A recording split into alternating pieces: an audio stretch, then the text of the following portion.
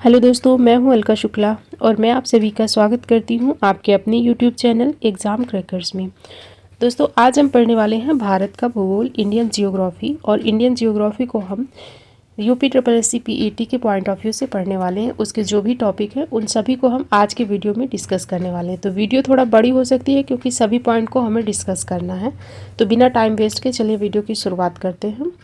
अगर बात करें हम जियोग्राफी की, तो जियोग्राफी दो शब्दों से मिलकर बना है। ये जियो प्लस ग्राफी। जियो का अर्थ क्या है? जियो का अर्थ है पृथ्वी और ग्राफी का अर्थ है अध्ययन, यानी पृथ्वी का अध्ययन ही जियोग्राफी कहलाता है। तो भूगोल शब्द दो ग्रीक शब्दों जियो और ग्राफी से मिलकर बना है। जियो का अर्थ है पृथ्वी, ग्राफी का अर्थ है लिखना या फिर वर्णन करना, और इसलिए भूगोल का जो शाब्दिक अर्थ है वो है पृथ्वी का वर्णन करना या पृथ्वी का अध्ययन करना। इसके बाद फिर अगर हम बात करें भारत के संदर्भ में भारत के भूगोल की, कि भारत की अवस्थिति तथा विस्तार क्या है, तो भारत एशिया महाद्वीप में स्थित हिंद महासागर के उत्तरी भाग में स्थित एक देश है। और भारत की अगर क्षेत्रफल की बात करें तो भारत का क्षेत्रफल है 32,87,263 वर्ग किलोमीटर। और क्षेत्रफल की दृष्टि से विश्व में भारत का स्थान जो है वो 7वां है। ठीक है, क्षेत्रफल की दृष्टि से एरिया वाइज पूछा जाए तो भारत का जो स्थान है विश्व में वो 7वां स्थान है। तो भारत से पहले जो 6 देश हैं वो कौन से हैं? तो पहले पर है इसमें रूस है, फिर है कनाडा, चीन, अमेरिका, ब्राज़ील और ऑस्ट्रेलिया। उसके बाद फिर भारत का नंबर आता है। ठीक है, इनकी एक ट्रिक भी अगर आपको नहीं याद होता है कि रुक चीन अब आया भारत, रुक चीन अब आया भारत, ये एक ट्रिक है जिसमें रू से हो जाएगा रूस, का से हो जाएगा कनाडा, और इसके बाद फिर चीन है, फिर है अब में से अमेरिका हो जाएगा, बा से ब्राज़ील हो जाएगा, आया से ऑस्ट्रेलिया, फिर है भारत का नंबर। ये सीक्वेंस आपको याद रखना है, रूस, कनाडा, चीन, अमेरिका, ब्राज़ील और ऑस्ट्रेलिया, फिर है भारत। इसके बाद फिर अगर बात करें कि भारत का एरिया विश्व के एरिया का कितने % है, तो भारत का एरिया विश्व के एरिया का यानी विश्व के क्षेत्रफल का 2.4% है। और जनसंख्या की दृष्टि से अगर बात करें तो भारत प्रथम स्थान पर है और अभी तक दूसरे स्थान पर था, लेकिन कुछ रिपोर्ट के आधार पर अब भारत प्रथम स्थान पर पहुंच चुका है। और अगर 2011 की जनगणना के हिसाब से भारत की आबादी की बात करें कितनी है, तो लगभग 121 करोड़ जनसंख्या भारत के पास है। जनसंख्या की दृष्टि से भारत, चीन और अमेरिका ये टॉप 3 देश हैं, भारत, चीन और अमेरिका। इसके बाद फिर भारत की खगोलीय स्थिति क्या है, खगोलीय अवस्थिति क्या है, उसके बारे में देखते हैं। देखिए, ये है हमारी पृथ्वी ग्लोब। इसमें कुछ आपको रेखाएं दिख रही होंगी, कुछ रेखाएं जो लेटी हुई हैं इन्हें अक्षांश कहते हैं। ध्यान से समझें, जो लेटी हुई रेखाएं हैं ना इनको अक्षांश कहते हैं, और जो ये सीधे खड़ी हुई ग्लोब में आपको रेखाएं दिख रही हैं इन्हें कहते हैं देशांतर। तो ये चीज़ आपको समझ आ चुकी है कि जो लेटी हुई रेखाएं हैं इन्हें अक्षांश कहते हैं और जो सीधे खड़ी रेखाएं हैं इनको कहते हैं देशांतर। और इन्हीं में से जो लेटी हुई रेखाएं हैं इनमें से ये जो बीच से रेखा गई है इसे कहते हैं 0 डिग्री अक्षांश। 0 डिग्री अक्षांश या फिर इसी को भूमध्य रेखा भी कहते हैं, जो पृथ्वी को 2 बराबर भागों में बांटने का काम करती है, भूमध्य रेखा। और जो भूमध्य रेखा के ऊपर का पार्ट है ना, पृथ्वी को 2 बराबर भागों में बांट रही है। ऊपर का पार्ट है उत्तरी गोलार्ध है और नीचे का पार्ट क्या है, दक्षिणी गोलार्ध है। अब अगर हम भारत की स्थिति की बात करें तो भारत कहाँ पर है, ये आप देख सकते हैं, भारत कहाँ है, उत्तरी गोलार्ध में है। तो ये चीज़ क्लियर हो गई कि अक्षांशीय दृष्टि से अगर आपसे पूछा जाए भारत की स्थिति क्या है तो उत्तरी गोलार्ध में आता है भारत। अब अगर देशांतरीय दृष्टि से बात करें तो ये जो खड़ी हुई लाइनें हैं ये क्या है, देशांतर है। और ये जो बीच से आई है इसे कहते हैं 0 डिग्री देशांतर। 0 डिग्री देशांतर के जो पूर्व में है उसे क्या कहेंगे, पूर्वी गोलार्ध, और जो पश्चिम में है उसे कहेंगे पश्चिमी गोलार्ध। तो जो पूर्व में है पूर्वी गोलार्ध हो गया। तो भारत कहाँ है, पूर्वी गोलार्ध में पड़ रहा है। तो भारत उत्तर पूर्वी गोलार्ध में है और मध्यवर्ती स्थिति रखता है। देख सकते हैं आप, मध्य में है, इसी वजह से हम कह सकते हैं कि मध्यवर्ती स्थिति भारत रखता है। तो ये तो बात हो गई मैप में। अब हम देखते हैं इसको कि भारत के जो अक्षांशीय दृष्टि से उत्तरी गोलार्ध का देश है और देशांतरी दृष्टि से पूर्वी गोलार्ध में मध्यवर्ती स्थिति रखता है। अभी हमने मैप में देख लिया। इसकी मुख्य भूमिका विश्व अक्षांशीय विस्तार की अगर बात करें तो ये चीज़ तो हमने समझ लिया कि भारत की स्थिति क्या है। तो भारत उत्तरी गोलार्ध में आता है, उत्तर पूर्वी गोलार्ध में मध्यवर्ती स्थिति रखता है। लेकिन अगर बात करें अक्षांशीय विस्तार क्या है इसका, तो लेटी हुई लाइनें मैंने बोला अक्षांश कहते हैं उनको। तो अब अगर भारत देखें, आप इस मैप में देखें अगर, तो यहाँ ये जो तमिलनाडु वाला क्षेत्र है, यहाँ से भारत की जो एक रेखा जा रही है टच करते हुए, ये क्या है 8 डिग्री 4 मिनट, 8 डिग्री 4 मिनट उत्तरी अक्षांश, क्योंकि भारत उत्तरी गोलार्ध में है तो उत्तरी अक्षांश लिखेंगे। और इसके बाद ये ऊपर वाले क्षेत्र में देखें तो एक रेखा जा रही है 37 डिग्री 6 मिनट उत्तरी अक्षांश। तो भारत किसके मध्य स्थित है, तो 8 डिग्री 4 मिनट उत्तरी अक्षांश से 37 डिग्री 6 मिनट उत्तरी अक्षांश के बीच भारत स्थित है। तो ये तो हो गया अक्षांशीय विस्तार। अब अगर देशांतर की बात करें, देशांतरी विस्तार क्या है, तो जो खड़ी हुई लाइनें हैं इनको कहते हैं देशांतर। और देशांतर में अगर हम देखें तो इधर ये जो गुजरात वाला क्षेत्र है, यहाँ से एक रेखा जा रही है 68 डिग्री 7 मिनट पूर्वी देशांतर, इनको बोलेंगे देशांतर। ठीक है, ये खड़ी हुई रेखाएं क्या है, देशांतर है। और भारत किस गोलार्ध में है, तो पूर्वी देशांतर के अंतर्गत आता है, तो इसे लिखेंगे पूर्वी देशांतर। तो देशांतरी विस्तार में जो गुजरात से होते हुए लाइन जा रही है टच होते हुए, ये है 68 डिग्री 7 मिनट पूर्वी देशांतर।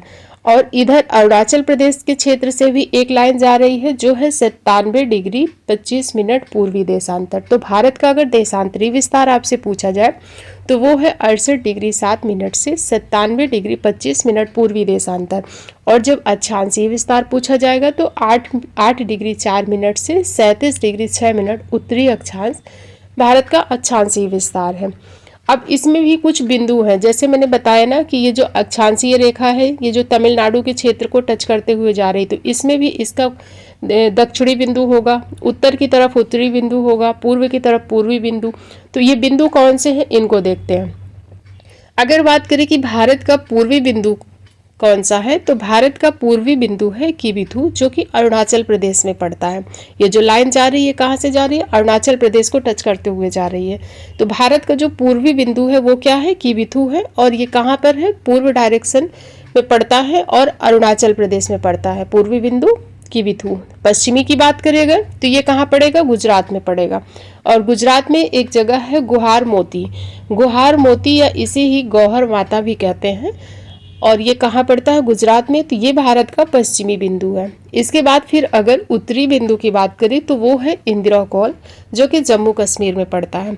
इंदिरा कौल जम्मू कश्मीर में पड़ता है, जो भारत का उत्तरी बिंदु है। और दक्षिणतम बिंदु की बात करें, दक्षिणी बिंदु कौन सा है, तो भारत की मुख्य भूमि का दक्षिणी बिंदु, मुख्य भूमि यानी मुख्य भूमि का अर्थ अभी मैं बताती हूँ। मुख्य भूमि का दक्षिणी बिंदु क्या है, तो वो है कन्याकुमारी है, इसी का पुराना नाम है केप कोमोरिन, जो कि तमिलनाडु में पड़ता है। जब पूछे आपसे कि दक्षिणतम बिंदु कौन सा है, दक्षिणतम बिंदु जो आप आएगा भारत का, तो वो पड़ता है अंडमान निकोबार द्वीप समूह में, वो है इंदिरा पॉइंट, और इसी का पुराना नाम है पिग्मेलियन पॉइंट। और ये पड़ता कहाँ पर है, अंडमान निकोबार में भी अगर पूछा जाए कहाँ पड़ता है, तो ग्रेट निकोबार में पड़ता है। दक्षिणतम बिंदु जब पूछा जाएगा तो वो इंदिरा पॉइंट हो जाएगा। और जब मुख्य भूमि का पूछा जाएगा ना, भारत की मुख्य भूमि कहाँ है, यहाँ तमिलनाडु तक है, तो मुख्य भूमि का दक्षिण बिंदु पूछा जाएगा तो वो हो जाएगा केप कोमोरिन या फिर कन्याकुमारी, जो तमिलनाडु में है। और जब दक्षिणतम बिंदु पूछा जाएगा तो वो हो जाएगा इंदिरा पॉइंट, जो कि इसका पुराना नाम भी पूछा जाता है कि इंदिरा पॉइंट का पुराना नाम क्या है, तो पिग्मेलियन पॉइंट था। और ये ग्रेट निकोबार द्वीप समूह में पड़ता है। ठीक है, तो एक अभी हमने देखा कि जो उत्तर में है वो है इंदिरा कॉल और दक्षिणतम है इंदिरा पॉइंट। तो इनमें कन्फ्यूजन ना हो तो इसके लिए आप ऐसे रिलेट कर सकते हैं। कॉल में से क्या होता है, कॉल करना, बात करना। ठीक है, तो जब हम कॉल करते हैं किसी को तो क्या करते हैं, फ़ोन कहाँ लगाते हैं, कान पे लगाते हैं, कान पे यानी सिर की तरफ। तो इंदिरा कॉल जो उत्तरी बिंदु है कहाँ रहेगा, सिर की तरफ, ऊपर की तरफ रहेगा इंदिरा कॉल, और इंदिरा पॉइंट हो जाएगा दक्षिणी में। ऐसे आप रिलेट कर सकते हैं, तो दोनों में कंफ्यूजन नहीं होगा कि इंदिरा कॉल है या फिर इंदिरा पॉइंट है, क्योंकि दोनों नाम सेम है इसलिए। और इसका जो नाम परिवर्तन हुआ था तो 1984 में, पिग्मेलियन पॉइंट पहले इसका नाम था, तो 1984 में 1984 में इसका नाम परिवर्तन करके इंदिरा पॉइंट कर दिया गया था। किसका, जो भारत का दूरस्थ दक्षिणतम बिंदु है, दूरस्थ दक्षिणतम बिंदु है इंदिरा पॉइंट या फिर पिग्मेलियन पॉइंट। और जब दक्षिण बिंदु पूछेगा भारत की मुख्य भूमि का दक्षिणतम बिंदु क्या है, तो वो हो जाएगा केप कोमोरिन। उम्मीद है आपको दोनों बातें क्लियर हो गई होंगी। इसके बाद फिर भारत की जो खगोल की अवस्थिति के अंतर्गत जो उत्तर से दक्षिण लंबाई कितनी है भारत की, तो वो हो जाएगी 3214 किलोमीटर की। उत्तर से दक्षिण की तरफ पूछेगा तो 3214 किलोमीटर हो जाएगी, और पूर्व से पश्चिम की तरफ पूछा जाए तो 2933 किलोमीटर की पूर्व से पश्चिम इसकी लंबाई है। और अगर भारत की आकृति पूछी जाए तो चतुष्कोणीय आकृति है भारत की, याद रखें इसको, ठीक है। भारत की आकृति कैसी है, चतुष्कोणीय आकृति है। तो ये रही कुछ बेसिक जानकारी भारत की अवस्थिति से रिलेटेड। इसके बाद अब हम लोग देखते हैं भारत के पड़ोसी देश कौन कौन से हैं। भारत के पड़ोसी देश की बात करें अगर, तो भारत की स्थलीय सीमा से लगे 7 पड़ोसी देश हैं और जलीय सीमा से लगे 2 पड़ोसी देश हैं। स्थलीय सीमा से कौन से पड़ोसी देश लगे हैं, तो बांग्लादेश, चीन, पाकिस्तान, नेपाल, म्यांमार, भूटान और अफगानिस्तान, ये स्थलीय सीमा से लगे हैं। और जलीय सीमा से आपको पता है, जलीय सीमा में श्रीलंका और मालदीव हैं। श्रीलंका और मालदीव जलीय सीमा साझा करते हैं। ये भारत के जलीय पड़ोसी देश हैं और इनको आप मैप में भी देख सकते हैं। मैप में देखें आप, तो भारत के अगर स्थलीय सीमा की बात करें तो मैप में इसकी शुरुआत हम करेंगे पश्चिम से। पश्चिम में अगर देखेंगे तो एक देश है अफगानिस्तान और ये है पाकिस्तान। ये भारत के पड़ोसी देश हैं अफगानिस्तान और पाकिस्तान, जिसमें कि आप देख सकते हैं जो अफगानिस्तान की सीमा है सबसे कम भारत के साथ लगती है, केवल 106 किलोमीटर सीमा साझा करता है और इसकी सीमा सिर्फ लद्दाख से लगती है। इसके बाद फिर जब इधर आएंगे उत्तर की डायरेक्शन में, तो यहाँ देखेंगे कि चाइना की सीमा लगती है भारत से। इसके बाद फिर है नेपाल, चीन हो गया, नेपाल हो गया, और फिर है भूटान। भूटान की सीमा भी भारत के साथ लगती है। फिर इसके बाद इधर आएंगे जब अरुणाचल प्रदेश की साइड, तो यहाँ देखेंगे इधर म्यांमार की सीमा लगती है। और फिर इधर ये है बांग्लादेश। बांग्लादेश स्थलीय और जलीय दोनों सीमाएं साझा करता है। बांग्लादेश है और म्यांमार है, ये दोनों सीमाएं साझा करते हैं। स्थलीय सीमा भी लगती है इनकी और जलीय सीमा भी लगती है। और इसके बाद फिर जब इधर आएंगे नीचे, तो ये बंगाल की खाड़ी की तरफ, ये है श्रीलंका भारत का पड़ोसी देश। और इधर जब जाएंगे हम अरब सागर की तरफ, तो इधर है भारत का पड़ोसी देश मालदीव, ठीक है। तो ये हो गए जलीय पड़ोसी देश और इधर ये हो गए स्थलीय पड़ोसी देश। अब अगर इनके क्रम की बात करें हम, तो सर्वाधिक सीमा कौन साझा करता है या सबसे कम सीमा कौन साझा करता है, इसको देखते हैं। तो सबसे पहले है बांग्लादेश। बांग्लादेश की सीमा सर्वाधिक लगती है भारत के साथ। कितनी लगती है, 4096.7 किलोमीटर की सीमा साझा करता है। फिर है चीन, दूसरे नंबर पर कौन है, चीन है, जिसकी सीमा कितनी है, 3488 किलोमीटर की सीमा है। और उसके बाद फिर है पाकिस्तान, जिसकी सीमा है 3323 किलोमीटर की। उसके बाद फिर नेपाल आता है 1751 किलोमीटर की। फिर है भारत और म्यांमार सीमा, जो है 1643 किलोमीटर की। भूटान की बात करें तो 699 किलोमीटर और अफगानिस्तान 106 किलोमीटर की सीमा। सबसे कम सीमा कौन बनाता है भारत के साथ, तो वो है अफगानिस्तान, सिर्फ 106 किलोमीटर की सीमा इसकी लगती है। और सबसे अधिक है बांग्लादेश। तो इनकी एक ट्रिक भी है, अगर आपको याद ना हो रहा हो तो इनकी ट्रिक भी है, बचपन में MBA, काफ़ी फेमस ट्रिक है, आपने सुना होगा, बचपन में MBA। इससे हम भारत के पड़ोसी देशों की जो सीमा है उनको याद कर सकते हैं, किस देश की सीमा अधिक लगती है। तो बचपन में से बाद से हो जाएगा बांग्लादेश, चा से हो जाएगा चीन, पा से होगा पाकिस्तान, फिर है नेपाल और फिर हो जाएगा म्यांमार, M से हो गया म्यांमार और B से हो जाएगा भूटान, A से हो जाएगा अफगानिस्तान। तो बचपन में MBA आप याद रखें, इससे आपको भारत के पड़ोसी देश में कौन सर्वाधिक सीमा साझा करता है और कौन सबसे कम सीमा साझा करता है, ये याद हो जाएगा। और अगर कुल सीमा की बात करें तो कुल सीमा है 15,106.7 किलोमीटर की। सामान्यतः जो स्थलीय सीमा है वो 15,200 किलोमीटर मानी जाती है। और भारत की 16 राज्य और 2 केंद्र शासित प्रदेश इंटरनेशनल बॉर्डर शेयर करते हैं, अंतर्राष्ट्रीय सीमा साझा करते हैं। कितने, तो भारत के 16 राज्य और 2 केंद्र शासित प्रदेश। और भारत के पश्चिम में अगर बात करें तो आप मैप में देखें कि भारत के पश्चिम में कौन सा पड़ोसी देश है, तो पाकिस्तान है। और पाकिस्तान की सीमा कितने राज्य से लगी हुई है, तो 3 राज्य और 2 केंद्र शासित प्रदेश से पाकिस्तान सीमा बनाता है। आप मैप में देख सकते हैं कौन कौन से हैं। पहले है लद्दाख, इसके बाद फिर है जम्मू कश्मीर, फिर है पंजाब, राजस्थान, और इसके बाद फिर है गुजरात। तो 2 यूनियन टेरिटरी कौन से हो गए, लद्दाख और जम्मू कश्मीर। राज्यों की बात करें अगर तो पंजाब हो गया, उसके बाद फिर है राजस्थान, फिर है गुजरात। तो आपको बिल्कुल भी रटना नहीं है, आप सिर्फ मैप को ध्यान से देखें कि पश्चिमी सीमा पर कौन सा पड़ोसी देश है, पाकिस्तान है, जिसकी शुरुआत कहाँ से हो रही है, लद्दाख से लेकर के गुजरात के तक है। इसके बीच में कौन कौन से राज्य यूनियन टेरिटरी हैं, तो लद्दाख, जम्मू कश्मीर हो गए यूटी, और राज्यों में हो गया पंजाब, उसके बाद फिर है राजस्थान, उसके बाद है गुजरात। अगर ये पूछा जाए कि इन राज्यों में भी सर्वाधिक सीमा कौन साझा कर रहा है, तो वो है राजस्थान। इसके बाद फिर दूसरा पड़ोसी देश कौन सा है, और एक चीज़ याद रखिए, भारत और पाकिस्तान के बीच रेड क्लिफ सीमा रेखा है जो 1947 में ड्रॉ की गई थी। ठीक है, तो क्वेश्चन सीमा रेखा से भी पूछे जाते हैं कि रेड क्लिफ सीमा रेखा किन देशों के बीच में है, तो भारत और पाकिस्तान के बीच है। इसके बाद फिर अफगानिस्तान की बात करें, ऊपर साइड ये क्या है, अफगानिस्तान है। अफगानिस्तान की सीमा किससे लग रही है, आप मैप में साफ साफ देख सकते हैं कि अफगानिस्तान की सीमा सिर्फ लद्दाख से लग रही है, और कितनी 106 किलोमीटर लगती है। और सबसे कम सीमा साझा करने वाला पड़ोसी देश कौन सा है, वो अफगानिस्तान है। और अफगानिस्तान और भारत के बीच कौन सी सीमा रेखा है, तो डूरंड रेखा है। क्वेश्चन पूछा जाता है डूरंड रेखा किन देशों के बीच है, तो अफगानिस्तान और भारत के बीच है डूरंड रेखा। इसके बाद फिर जब हम उत्तर में आएंगे तो उत्तर में है पड़ोसी देश चीन है, और इसके साथ एक केंद्र शासित प्रदेश और 4 राज्यों की सीमा लगती है। एक यूटी है और 4 राज्य हैं। मैप में देखेंगे आप, सबसे पहले ऊपर साइड क्या है, लद्दाख है, यानी केंद्र शासित प्रदेश लद्दाख की सीमा लगती है। इसके बाद फिर क्या है, हिमाचल प्रदेश है, फिर उत्तराखंड है, इसके बाद फिर सिक्किम है, और फिर इधर आएंगे तो ये अरुणाचल प्रदेश है। ये 4 राज्य हैं जो चीन के साथ सीमा साझा करते हैं। और भारत और चीन के बीच में कौन सी रेखा है, तो भारत और चीन के बीच जो रेखा है उसे कहते हैं मैकमोहन रेखा। मैकमोहन रेखा किन देशों के बीच है, तो भारत और चीन के बीच में है। इसके बाद फिर अगला पड़ोसी देश है नेपाल। नेपाल की सीमा 5 राज्यों से लगती है। कितने राज्यों से लगेगी, 5 राज्यों से। कौन कौन से हैं वो राज्य, मैप में आप देखते चलें। ये हो गया हमारा नेपाल। नेपाल की सीमा की बात करें तो इधर से अगर हम शुरुआत करते हैं तो उत्तराखंड हो गया, ये हो गया उत्तराखंड। इसके बाद फिर क्या है, उत्तर प्रदेश है, फिर इधर आएंगे ये हो गया बिहार, बिहार के बाद फिर इधर है सिक्किम, और यहाँ से हो गया ये वेस्ट बंगाल।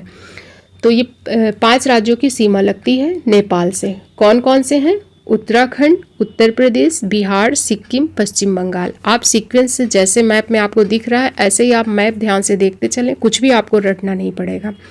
इसके बाद फिर जो अगला पड़ोसी देश है वो कौन सा है, वो है म्यांमार, और म्यांमार की सीमा लगती है 4 राज्यों से। इधर ये पूर्व में क्या है, तो म्यांमार है, और म्यांमार की सीमा लगती है 4 राज्यों से। कौन कौन से हैं, सबसे पहले यहाँ ऊपर कौन सा देश है, अरुणाचल प्रदेश है। इसके बाद फिर उसके नीचे है नागालैंड, फिर है मणिपुर, फिर है मिजोरम। इन 4 राज्यों की सीमा लगती है म्यांमार के साथ। आप लोग मैप में राज्यों की जो लोकेशन है ना, इसको ज़रूर ध्यान से देखा कीजिए। जब आपको पता होगा कि म्यांमार कहाँ पर है, उसकी डायरेक्शन कहाँ है, तो पूर्व साइड है, तो आपको ये राज्य अपने आप माइंड में याद आएंगे। आपके माइंड में ये हिंट करना चाहिए कि यहाँ अरुणाचल प्रदेश है, फिर उसके नीचे क्या है, तो नागालैंड है, फिर मणिपुर है, फिर मिजोरम है। तो कभी भी रटना नहीं है आपको, 4 राज्य हैं जो म्यांमार से सीमा साझा करते हैं।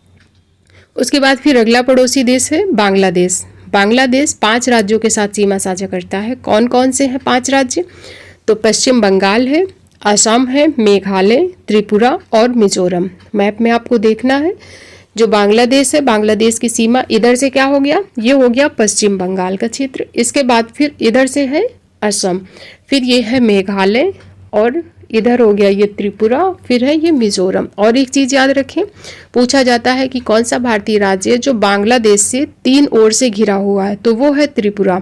आप देख भी सकते हैं कि त्रिपुरा 3 ओर से घिरा हुआ है बांग्लादेश के साथ, तो इसके तो नाम में ही त्रि लगा हुआ है, तो इससे रिलेट कर सकते हैं आपकी त्रिपुरा बांग्लादेश से 3 ओर से घिरा हुआ है। ठीक है, तो ये हो गए भारत की स्थलीय सीमा साझा करने वाले देश, और जिनके बारे में हमने देख लिया है। और इसके बाद फिर हम लोग देखते हैं भारत की जलीय सीमा। जलीय सीमा की अगर बात करें तो द्वीपों समेत भारत की कुल तटीय सीमा कितनी है, तो 11,098 किलोमीटर की है। ये बढ़ चुकी है, पहले ये 7,516 किलोमीटर की थी, लेकिन अब ये बढ़ चुकी है। अब ये 11,098 किलोमीटर हो चुकी है। और तटीय सीमा से जो राज्य लगे हुए हैं या केंद्र शासित प्रदेश लगे हैं वो कौन से हैं? तो 9 राज्य लगे हुए हैं। तटीय सीमा से 9 राज्य और 4 केंद्र शासित प्रदेश हैं जो तटीय सीमा बनाते हैं। तटीय सीमा में 9 राज्य कौन कौन से हैं? तो पहले हम लोग देखते हैं पश्चिमी तट पर कौन कौन से राज्य हैं जो तटीय सीमा बनाते हैं। ठीक है, तो ये हो गया मैप। आप देखिए इधर क्या है, ये है पश्चिमी तट, ये हो गया पूर्वी तट और इधर हो गया पश्चिमी तट। पश्चिमी तट पर कौन कौन से राज्य हैं? इसकी शुरुआत यहाँ गुजरात से हो रही है। आप ये जो ब्लू कलर का देख रहे हैं ये क्या है? वाटर है। तो ये हो गया गुजरात। गुजरात से शुरुआत हो रही है, तो हम ऐसे ही आप मैप में आप देखते चले और सुनते चले। ये हो गया गुजरात। गुजरात के नीचे क्या है? महाराष्ट्र है। महाराष्ट्र के नीचे फिर छोटा सा है गोवा, और गोवा के बाद फिर है कर्नाटक, इसके बाद है केरल। तो ये क्या है? पश्चिमी तट से लगे राज्य हैं। ऐसे ही आप सीक्वेंस याद रखें। गुजरात, गुजरात के बाद क्या है? महाराष्ट्र है, महाराष्ट्र के बाद गोवा है, कर्नाटक है और उसके बाद फिर है केरल। तो ये 5 राज्य हैं पश्चिमी तट पर। अब पूर्वी तट पर अगर देखें कौन कौन से हैं, तो इसकी शुरुआत कहाँ से हो रही है? पूर्वी तट की यहाँ पश्चिम बंगाल से हो रही है। पश्चिम बंगाल, उसके नीचे फिर क्या है? उड़ीसा है, उसके नीचे है आंध्र प्रदेश, फिर है तमिलनाडु। तो ये 4 राज्य हैं जो पूर्वी सीमा, पूर्वी तट की तरफ है। ठीक है, तो पूर्वी तट की तरफ 4 राज्य कौन से हैं? शुरुआत कहाँ से हो रही है? पश्चिम बंगाल, फिर है उड़ीसा, फिर है आंध्र प्रदेश, उसके बाद तमिलनाडु। ऐसे ही आपको याद रखना है मैप में कौन से राज्य हैं। और पश्चिमी तट की बात करें तो 5 राज्य हैं। कौन कौन से? गुजरात, महाराष्ट्र, गोवा, कर्नाटक और केरल। इनमें भी पूछा जाता है कि सबसे अधिक जलीय सीमा वाला राज्य या तटीय सीमा वाला राज्य कौन सा है। तो इसका एक कोड है, आपको याद रखना है GAT, गैट। ठीक है, गैट आपको याद रखना है GAT। जी से हो जाएगा गुजरात, फिर है आंध्र प्रदेश और उसके बाद है तमिलनाडु। गुजरात, आंध्र प्रदेश, तमिलनाडु। सबसे अधिक सीमा गुजरात से, उसके बाद फिर आंध्र प्रदेश से, फिर तमिलनाडु से। क्योंकि क्वेश्चन पूछने की जो प्रवृत्ति है चेंज होने लगी है। अभी तक क्या पूछता था? सबसे ज़्यादा तटीय सीमा किससे लगती है? तो ऑप्शन में आपको देता था गुजरात, लेकिन अब ऑप्शन में गुजरात देता ही नहीं है। तो आंध्र प्रदेश और तमिलनाडु अगर आपको याद होंगे तो आप आंसर बना लेंगे। ठीक है, तो गुजरात, आंध्र प्रदेश, तमिलनाडु, ये 3 याद रखें आप इसी सीक्वेंस में। और GAT, गैट इसका कोड वर्ड है। अगर सबसे कम तटीय सीमा पूछी जाए किससे लगती है, तो गोवा से। अभी मैंने आपको मैप में दिखाया कि बहुत ही छोटा सा गोवा आपको दिखाया था, तो बहुत कम सीमा लगती है, यानी सबसे कम तटीय सीमा लगती है गोवा की। और दूसरे तरीके से भी क्वेश्चन पूछा जाता है। क्वेश्चन दे दिया जाएगा कि आपको बंगाल की खाड़ी से कौन सा राज्य सीमा साझा करता है, कौन सा राज्य सीमा पर है बंगाल की खाड़ी पर। ठीक है, या फिर ये पूछेगा अरब सागर में। तो आपको पता होना चाहिए अरब सागर किस डायरेक्शन में है।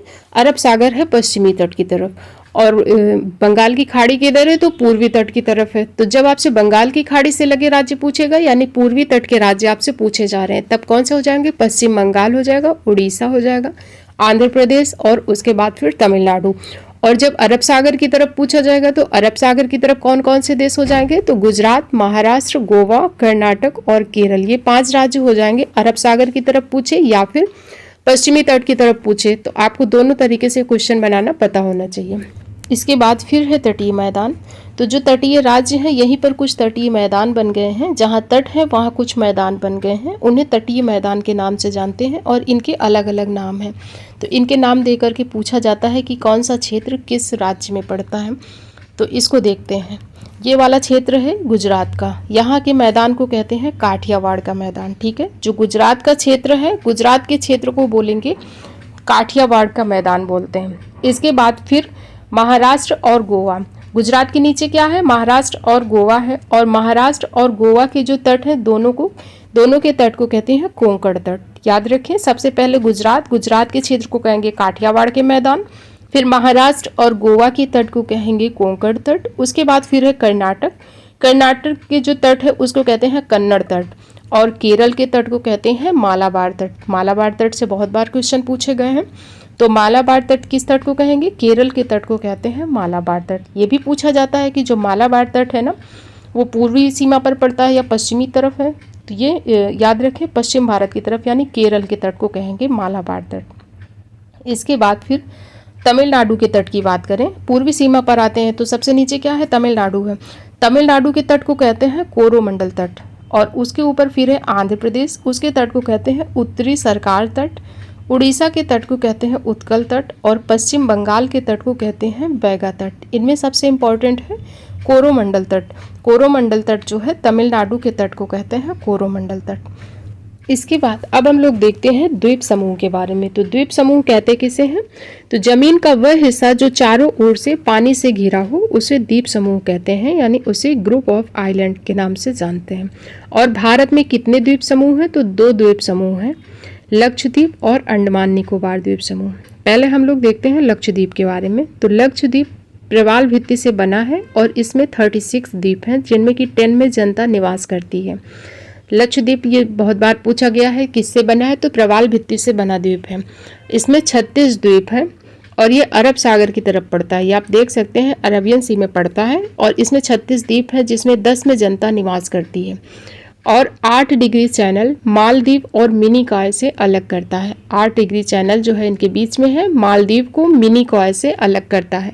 और 9 डिग्री चैनल मिनिकॉय को लक्षद्वीप से अलग करता है। ठीक है, 8 डिग्री चैनल किसे अलग कर रहा है? तो मालदीव और मिनिकॉय को। क्वेश्चन बहुत बार पूछा गया है कि 8 डिग्री चैनल किसे अलग करता है, तो मालदीव को मिनिकॉय से अलग करता है। और 9 डिग्री चैनल मिनिकॉय को लक्षद्वीप से अलग करता है। इसके बाद अगर बात करें कि लक्षद्वीप की राजधानी क्या है पूछा जाता है, तो कावरत्ती इसकी राजधानी है। यहाँ पर भाषा कौन सी बोली जाती है? तो भाषा है यहाँ की मलयालम। इसके बाद फिर अंडमान निकोबार द्वीप समूह। ये कहाँ पर पड़ता है? तो ये बंगाल की खाड़ी में स्थित है। राजधानी है इसकी पोर्ट ब्लेयर और ये अराकान योमा पर्वत का भाग है। जो अराकान योमा पर्वत है उसी का पार्ट है अंडमान निकोबार द्वीप समूह। कुल द्वीप कितने हैं इसमें? तो 572 कुल द्वीप हैं। स्थिति है इनकी, जो लोकेशन है बंगाल की खाड़ी है। इनकी सबसे ऊंची चोटी कौन सी है? क्वेश्चन पूछा जाता है। मोस्ट इम्पॉर्टेंट है कि अंडमान निकोबार द्वीप समूह की सबसे ऊंची चोटी कौन सी है? वो है सैडल पीक। और इसके बाद यहाँ पर कुछ चैनल भी हैं। कौन से हैं? जैसे 10 डिग्री चैनल से क्वेश्चन पूछा जाता है, तो अंडमान और निकोबार को अलग करता है 10 डिग्री चैनल। अंडमान और निकोबार को कौन सा चैनल अलग करता है? तो वो हो जाएगा 10 डिग्री चैनल से अंडमान और निकोबार दोनों अलग होते हैं। और एक है डंकन पास, जो साउथ अंडमान और लिटिल अंडमान को अलग करता है। तो इनका याद रख सकते हैं आप कि जो साउथ अंडमान और लिटिल अंडमान को एक कोड है जैसे DSL। डी से क्या हो जाएगा? डंकन पास है, एस से हो गया साउथ अंडमान और एल से हो गया लिटिल अंडमान। तो डंकन पास किसे अलग करता है? साउथ अंडमान को लिटिल अंडमान से अलग करने का काम करता है डंकन पास। ठीक है, तो ये हो गए द्वीप समूह। और भारत और श्रीलंका, आपको पता है भारत के पास जो पड़ोसी देश है सबसे पहले वो कौन सा है जलीय पड़ोसी देश? वो है श्रीलंका। श्रीलंका और भारत के बीच जो पतला सा रास्ता है उसे कहते हैं पाक जलडमरू मध्य, और ये भारत और श्रीलंका को अलग करता है। पाक जलडमरू मध्य किन 2 देशों के बीच में है? पहली चीज़ तो ये याद रखें, भारत और श्रीलंका के बीच में है। भारत और श्रीलंका को ये अलग करता है और ये जोड़ता भी है, 2 जलीय निकाय को जोड़ता है। पाक की खाड़ी को बंगाल की खाड़ी से जोड़ने का काम भी करता है पाक जलडमरू मध्य। इसके बाद फिर अब हम लोग देखते हैं कि भारतीय क्षेत्र में जो विदेशी क्षेत्रों का समेकन हुआ है उसको देखते हैं। 15 अगस्त 1947 को स्वतंत्रता के पश्चात भारत सरकार ने फ्रांस तथा पुर्तगाल द्वारा शासित की गई कई क्षेत्रों को सफलतापूर्वक समाहित करने का प्रयास किया। अगस्त 1961 में दादर नगर हवेली भारत का 7वां केंद्र शासित प्रदेश बना। आपने पढ़ा होगा कि अगस्त 1961 में दादर नगर हवेली भारत का 7वां केंद्र शासित प्रदेश बना। और 19 दिसंबर 1961 को गोवा, दमन और दीव केंद्र शासित प्रदेश बने, जिसमें कि 1967 में मतगणना के आधार पर गोवा ने महाराष्ट्र से मिलने से इनकार कर दिया। महाराष्ट्र में मिलाने की बात चल रही थी गोवा को, जिसमें कि मतगणना के आधार पर गोवा ने महाराष्ट्र में मिलने से इनकार कर दिया। तब मई 1987 को 56वां संविधान संशोधन होता है और 56वें संविधान संशोधन के द्वारा गोवा को भारत का 25वां राज्य बना। क्वेश्चन बहुत बार पूछा गया है कि गोवा भारत का कौन सा राज्य बना, तो 25वां राज्य बना। और किस संविधान संशोधन से? तो 56वें संविधान संशोधन से। और इसके बाद फिर एक क्षेत्र है पांडिचेरी, जो कि फ्रांस के अधीन था। और यह एक ऐसा क्षेत्र था, जो पांडिचेरी था, यह ऐसा क्षेत्र था जिसका क्षेत्र 3 राज्यों में है। इसके 4 जिले हैं। कौन से? पुदुचेरी, कराईकल, येनम और माहे। और 4 जिले 3 राज्यों में हैं। पुदुचेरी यह तमिलनाडु की सीमा में स्थित है और कराईकल यह तमिलनाडु राज्य में स्थित है। पुदुचेरी तमिलनाडु की सीमा पर है, कराईकल तमिलनाडु में है। और यनम की बात करें तो आंध्र प्रदेश की सीमा में स्थित है और माही केरल की सीमा पर स्थित है। तो जो इनके 4 जिले हैं इनकी लोकेशन से भी क्वेश्चन पूछ लिए जाते हैं। जैसे कि आपको दे दिया जाएगा कि माही किस राज्य में स्थित है, तो वो केरल की सीमा में है और यनम आंध्र प्रदेश में पड़ता है। तो ये चीज़ याद रखें, जो पुदुचेरी है, पुदुचेरी के 4 जिले हैं और तीन राज्यों में ये स्थित है। इसके बाद अब हम लोग देखते हैं कर्क रेखा के बारे में। तो कर्क रेखा क्या है? तो 23.5 डिग्री नॉर्थ लैटिट्यूड को ही कर्क रेखा कहते हैं। जो 23.5 डिग्री नॉर्थ लैटिट्यूड है इसे कर्क रेखा कहते हैं और ये भारत को 2 भागों में डिवाइड करती है। अब आप मैप में देखें ध्यान से कि ये है कर्क रेखा और ये बीच से आप देख सकते हैं भारत को 2 भागों में डिवाइड करने का कार्य करती है। और इससे क्वेश्चन ये पूछा जाता है, पहला क्वेश्चन तो यही बनेगा कि भारत को अगर स्टेटमेंट में दिया गया तो भारत को 2 भागों में डिवाइड करती है या नहीं, आपको पता होना चाहिए। और ये कितने राज्यों से गुजरती है ये क्वेश्चन पूछा जाता है। तो कौन कौन से राज्यों से कर्क रेखा गुजरती है इसको देखते हैं। ये 8 राज्यों से गुजरती है और इसकी एक ट्रिक भी है। ट्रिक हम बाद में देखेंगे क्योंकि ट्रिक अब काम नहीं करती है। आपको बताएं तो इसमें जो लोकेशन है ना, इसमें सीक्वेंस से क्वेश्चन पूछ लिया जाता है। आपको 4 ऑप्शन दे दिए जाएंगे, सीक्वेंस लगाने के लिए दे दिया जाएगा। तो इसलिए आप ये सीक्वेंस से याद करें, बाकी मैं ट्रिक भी बता दूंगी आपको अगर नहीं याद होता। तो 8 राज्यों से गुजरती है। अब अगर इनको देखें पश्चिम की तरफ से देखते हैं, पश्चिम की तरफ से अगर हम देखते हैं तो सबसे पहले क्या है? गुजरात है, फिर है राजस्थान, फिर मध्य प्रदेश, उसके बाद फिर छत्तीसगढ़, झारखंड, फिर आएगा पश्चिम बंगाल, फिर हम पूर्वोत्तर की तरफ चलेंगे तो त्रिपुरा और मिजोरम। ये 8 राज्य हैं जिनसे कर्क रेखा गुजरती है। और इनकी जो ट्रिक है, जिन्हें नहीं याद होता तो याद कर सकते हैं, मित्र पर गमछा झार एक ट्रिक है। इससे आप राज्यों को तो रिलेट कर सकते हैं लेकिन आपको सीक्वेंस याद नहीं होगा। सीक्वेंस याद करने के लिए आपको मैप में ध्यान से देखना पड़ेगा। एक बार अगर आप पश्चिम से पूर्व की तरफ देखेंगे कि ये मैप में ये जा रही है कर्क रेखा और कर्क रेखा कहाँ से कहाँ तक जा रही है, तो आपको सीक्वेंस याद हो जाएगा। गुजरात, फिर है राजस्थान, मध्य प्रदेश, छत्तीसगढ़, झारखंड, वेस्ट बंगाल, त्रिपुरा और मिजोरम। इसीलिए मैप में आपको राज्यों की लोकेशन पता होनी चाहिए और इनका क्रम से क्वेश्चन पूछा जाता है, तो मैंने पहले ही बता दिया। ठीक है, ये तो हो गई कर्क रेखा। इसके बाद एक रेखा और है IST, Indian standard timeline, Bharat की मानक समय रेखा, जो है 82.5 डिग्री पूर्वी देशांतर। ठीक है, 82.5 डिग्री पूर्वी देशांतर ये इंडिया की क्या है? भारत की मानक समय रेखा है जो कि प्रयागराज के नैनी से गुजरती है। और भारत का जो मानक समय क्या है? मानक समय है ना, वो 5.5 घंटे आगे चलता है। ये चीज़ याद रखें कि भारत का जो मानक समय है वो 5.5 घंटे आगे चलता है और ये 5 राज्यों से होकर के गुजरती है। वो 5 राज्य कौन से हैं? जैसे हमने पढ़ा कि कर्क रेखा कितने राज्यों से गुजरती है? 8 राज्यों से। कौन कौन से राज्य हैं? नाम पूछे जाते हैं। वैसे ही इससे भी क्वेश्चन पूछे जाते हैं। ये 5 राज्यों से गुजरती है, पहला क्वेश्चन तो यही याद रखें। इसके बाद वो कौन कौन से राज्य हैं? तो प्रयागराज है और प्रयागराज के नैनी से भी क्वेश्चन पूछा गया है। प्रयागराज के नैनी से ये गुजरती है। फिर है मध्य प्रदेश, छत्तीसगढ़, उड़ीसा और आंध्र प्रदेश। इन 5 राज्यों से भारत की मानक समय रेखा गुजरती है और मानक समय रेखा भारत की है कौन सी? 82.5 डिग्री पूर्वी देशांतर भारत की मानक समय रेखा है। अब इसके बाद अब हम लोग देखते हैं जल संसाधन के बारे में। जल संसाधन के बारे में पढ़ते हैं। पृथ्वी की सतह का लगभग 71% जल है। पृथ्वी की सतह पर लगभग 71% जल है, जबकि शेष 29% पर क्या है? तो महाद्वीप और द्वीपों से बना है। जल एक प्राकृतिक संसाधन है। जल मानव जीवन के लिए अत्यंत आवश्यक है। पृथ्वी के 3/4 भाग पर जल पाया जाता है। क्वेश्चन पूछे गए हैं, याद रखें। ये सारे के सारे फैक्ट ही लिखे हुए हैं कि पृथ्वी के 3/4 भाग पर जल पाया जाता है। अगर परसेंट में पूछता है कितना, तो 71% भाग पर जल है और 29% भाग पर महाद्वीप है।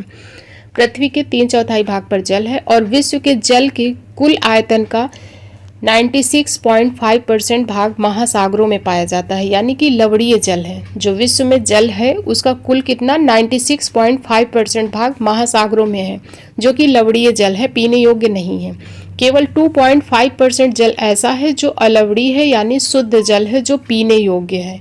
इस चीज़ को याद रखें कि 96.5% जल महासागरों में है जो कि अलवणीय है, पीने योग्य नहीं है। और मीठा जल कितना है? शुद्ध जल जो पीने लायक है वो 2.5% है।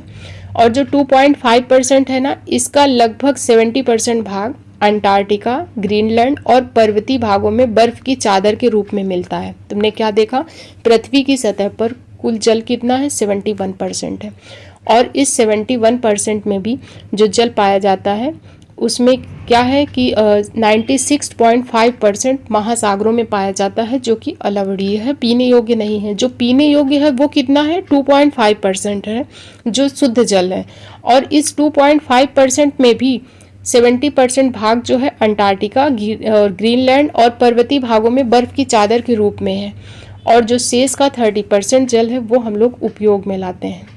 और भारत विश्व की जल वृष्टि का 4% हिस्सा प्राप्त करता है। तो ये तो कुछ फैक्ट हो गए। और इसके बाद अगर हम देखें कि जल के स्रोत कौन से हैं, तो जल के मुख्यतः 4 स्रोत होते हैं। पृष्ठीय जल होता है, भौम जल होता है, वायुमंडलीय जल होता है और महासागरीय जल होता है। अगर हम पृष्ठीय जल की बात करें तो नदियों में, झीलों में, छोटे बड़े जलाशयों का जल पृष्ठीय जल कहलाता है। नदियों में, झीलों में जो जल पाया जाएगा ना, या फिर छोटे बड़े जलाशय हैं जैसे तालाब है, तो ये सब क्या है, पृष्ठीय जल कहलाता है। जो पृष्ठ पर है वो पृष्ठीय जल। और पृष्ठीय जल की जो स्रोत क्या है, तो नदियां हैं, झील है, तालाब है आदि है। भौम जल की बात करें, अगर भौम जल किसे कहते हैं, तो वर्षा का जल कुछ भाग भूमि द्वारा सोख लिया जाता है। जब बारिश होती है तो कुछ भाग क्या होता है, भूमि सोख लेती है। जो सोखा हुआ जल जमीन के अंदर एकत्र हो जाता है उसे कहते हैं भौम जल। और ये कुओं और ट्यूबवेल के माध्यम से धरातल पर निकाला जाता है। वर्षा हुई, जल पृथ्वी द्वारा कुछ सोख लिया गया, जमीन के नीचे एकत्र हो गया और इसे कहेंगे भौम जल। इसे निकालेंगे कैसे, तो कुओं और ट्यूबवेल के माध्यम से इसको बाहर निकाला जाता है। फिर है वायुमंडलीय जल। जल का कुछ अंश वाष्पित होकर पुनः वायुमंडल में एकत्रित हो जाता है, इसे ही वायुमंडलीय जल कहते हैं। और चौथा है महासागरीय जल। महासागरीय जल मैंने बताया लवणीय होता है, महासागरों में पाया जाता है, वो है महासागरीय जल। और यह लवणीय होता है, पीने योग्य नहीं होता है। ठीक है। अब इसके बाद फिर हम बात करें अगर भारत में नदियों की। भारत में नदियों की अगर बात करें तो इनको 2 पार्ट में डिवाइड करके हम पढ़ेंगे, हिमालयी नदियाँ और प्रायद्वीपीय नदियाँ।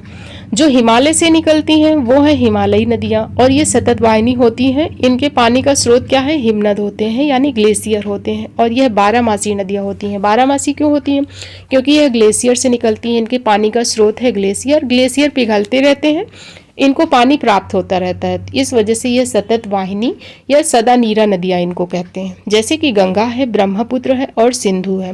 तो हिमालयी नदियों में हम पढ़ेंगे गंगा, ब्रह्मपुत्र, सिंधु और यमुना के बारे में। और भी कुछ छोटी नदियां हैं जो इनकी सहायक नदियां हैं, तो इन्हीं में कवर हो जाएंगी। दक्षिण भारत की नदियों की अगर बात करें यानी प्रायद्वीपीय भारत की नदियों की अगर बात करें तो ये वर्षा पर डिपेंड करती हैं, वर्षा पर निर्भर होती हैं। जब वर्षा पर निर्भर है तो यह 12मासी नहीं होंगी। जब वर्षा होगी तो इनमें जल होगा, जब वर्षा नहीं होगी तो ये सूख जाएंगी, इनमें जल नहीं होगा। तो इसी वजह से ये 12मासी नहीं होती हैं, यानी ये सदा नीरा नहीं होती हैं, ये पूरे वर्ष प्रवाहित नहीं होती हैं, क्योंकि ये वर्षा जल पर निर्भर करती हैं। जैसे गोदावरी, नर्मदा, तापी, कृष्णा, ये कुछ बड़ी नदियां हैं प्रायद्वीपीय भारत की। इसके अलावा भी कुछ छोटी नदियां हैं जो कि इनकी सहायक नदियों के रूप में कवर हो जाएंगी। पहले हम लोग पढ़ेंगे हिमालयी नदियों के बारे में।